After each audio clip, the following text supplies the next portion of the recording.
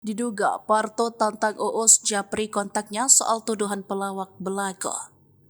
Parto Patrio akhirnya akan bicara terkait cibiran pelawak sombong yang dilontarkan Uus dan Ronald Supraja.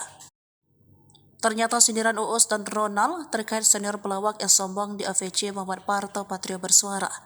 Diketahui Parto Patrio terimbas atas perbincangan Uus dan Ronald sebagai sosok senior pelawak sombong. Meskipun pada saat itu Uus dan Ronald tidak menyebut inisial senior pelawak yang sombong itu, tapi Parto malah mengaku terima dibilang yang jelek-jelek oleh siapapun. Meski begitu, Parto juga penasaran dengan sosok pelawak sombong yang dimaksud Uus dan Ronald. Sehingga Parto meminta Uus memberitahunya lewat DM agar tidak penasaran. Pengakuan itu dikatakan Parto dikutip dari salah satu kanal YouTube pada Minggu 10 September 2023. Kalau saya mah diomongin jelek-jelek, ya sudah terima aja, ujar Parto. Terlebih, komedian berusia 62 tahun itu pun masih menjalin hubungan baik dengan Uus.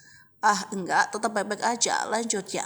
Karena demikian diakui oleh Parto, setelah ia dan Uus tak lagi tergabung dalam program OVJ, komunikasi mereka memang tidak seintens dulu.